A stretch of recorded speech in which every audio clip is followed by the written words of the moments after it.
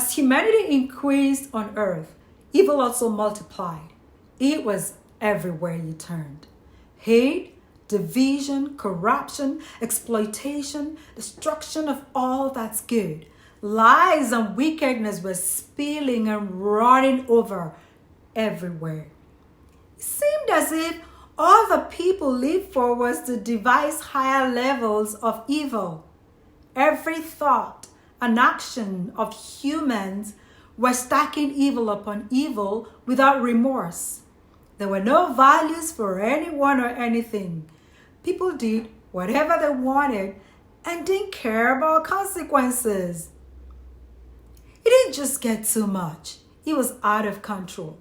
So much so that God looked sadly upon his once pristine creation and felt bad that he had made man. Look around you today. All the things you see, do they give you a hint of what it was like then? Considering the level of divisiveness that is exploiting every possible basis from race, religion, just name it. It's like diversities that should reflect our uniqueness and engender unity is being manipulated to tear us apart and keep us from getting along. It is so bad out there. Some of us thought we could find refuge in the church, but even that rug has been pulled from under our feet. Who would have imagined that Christians will be pitched against one another with such intense opinions and unflinching positions that make you wonder, what happened to the debt of love we owe one another? That same spirit of judgment with which believers condemn those outside of the faith has now become the dagger with which we are turning against one another. Without mercy and with such graceless tact. If judgment must start in God's house, what will happen to those out there? I know some of us will say, well, it's not that bad yet. And to some others, this is as bad as it gets. How bad does it have to get before it becomes too bad? How wrong does it have to be before we call a wrong what it is? How long do we have to accommodate evil before we take a stand and serve it the quick notice? I'm just thinking out aloud. Truth may be bitter, but it is healthier. Jesus said a little leaven leavens the whole batch. A dash of evil here and there, and before you know it, evil is everywhere, especially when the good ones sit silent and remain inactive. God watched with disappointment as everyone was swept away by the prevalent evil in the time. Then he noticed one man called Noah who was different from the rest. Noah was not doing anything out of the ordinary when God noticed him. He was simply living his faith. He was doing what he knew was right and pleasing to God.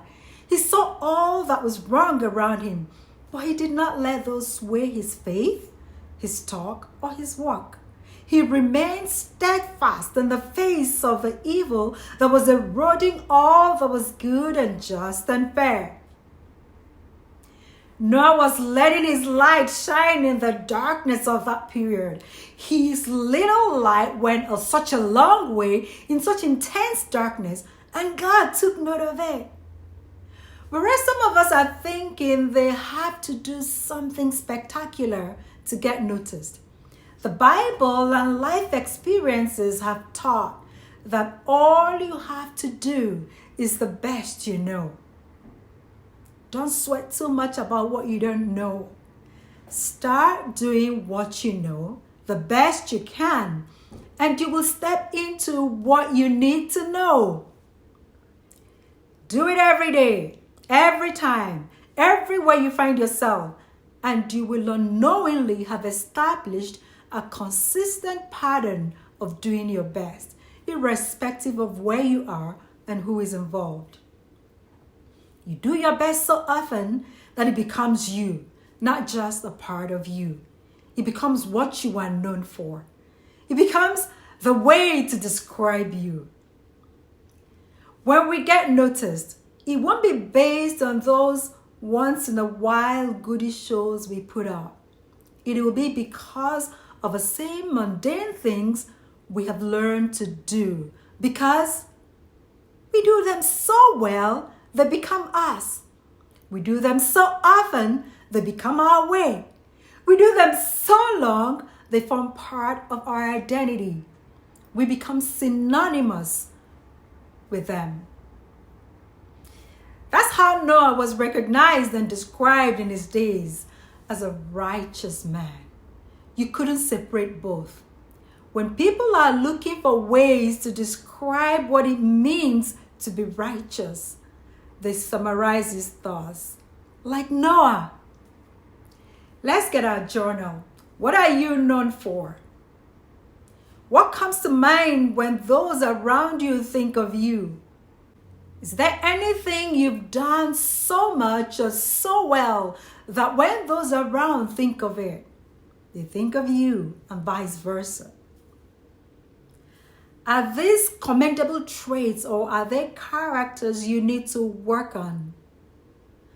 I started out in an engineering firm with a couple other engineers. It was a new organization, and we all had to go procure what we needed at the office. Unknown to us, as each person came back with their items and receipts, the boss was running a check. I got great stuff because I love good quality that I don't have to replace ever so often. I thought I may have spent more, but it turned out mine were better quality and the best price. In a society where people inflated figures to make extra money at the expense of the company, I was the only person who went for good quality at great price. Because that's just who I am. In the world where people acted like they were working when the boss is watching and wouldn't even show up when he's not around, I was always on time, always on my seat, and always working hard, no matter who was watching or not. Over time, I was promoted above the others because there can be so many professionals, but there are few trusted people. And once the boss, who unknown to me had tried me in various ways, established that, I became the lead engineer.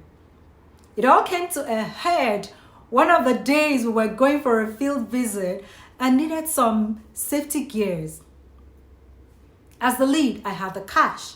We all picked what we wanted from the store, and I was to pay when I noticed that a colleague who had picked really cheap boots had asked the cashier to inflate the figure. I insisted that I will pay the right price, but my colleague argued it was his right to get whatever boots he wanted and to pocket the balance. All I said was that the funds we have is for procurement of safety gears. He'll get whatever he wanted, but nobody was pocketing anything. It was an ugly scene that I couldn't extricate myself from, even though I didn't want to be dragged into it. Pocketing company monies was normal practice. The store didn't even frown at it. My colleagues didn't, and they made it clear that it wasn't my money, that I was getting in their way. As if that wasn't bad enough, we got into the car on our way to site, and the radio host was discussing how female bosses are so difficult to work with. I was heartbroken, but I had to do what I knew was right, and I had no regrets for putting my feet down whenever it was necessary. They could do whatever they wanted to do when they were out and about on their own. That was none of my business. But if I was there, I was going to do right. I didn't have to push anybody to do right like me, but they just wanted me to go alongside, and that I couldn't oblige them. Feel free to do you, but you gotta let me do me. There were countless instances. I never did report any of those, but they were the ones that inadvertently reported themselves in an attempt to complain about me. I didn't set out to spoil anyone's show. It's just the way I lived my life. I spoke the truth to my own hurt. It became the way I was known to operate. So yes, I can imagine how it felt to be Noah, around people who had no values and didn't care about what was right or wrong. And every time opportunities for promotion came up, these same folks wondered why I was so trusted, why I was always the one getting promoted. After all, she's the youngest and she's the only female, and she was just promoted the last time. I found grace every time opportunity came for advancement. Noah found grace in the eyes of God, not because he was a perfect man who made no mistakes. He was qualified by his simple steps of obedience in his everyday walk with God. We don't know how much Noah knew of the world and its events, but one thing we do know is that he did the best he could with what he knew. He did the good he knew. He lived the good he knew the best he could. And he did it so often he was known for that. Just as we saw in the life of Mary and Joseph, once again, we see that history repeated here as God reaches for the one person he is confident will obey him, no matter how ridiculous his plan appeared. We all choose how we walk with God. We choose our heart's response to God. What has your heart response been in the past? If finding grace before God is a priority for you, how can you retune your heart into a state of readiness for obedience? That's the way my heart is set. You can set yours on the same tone today. Talk to God about it. Then start from somewhere. Every time you sense God calling or nudging, choose obedience. Do it again and again, and your heart will start getting used to being in the state of obedience to God's commands. It's not impossible. All it takes is one step at a time. Check out the links and the scriptures below for additional help. Feel free to share your thoughts and answers in the comments. Be inspired. You are a star, and it's your time to shine.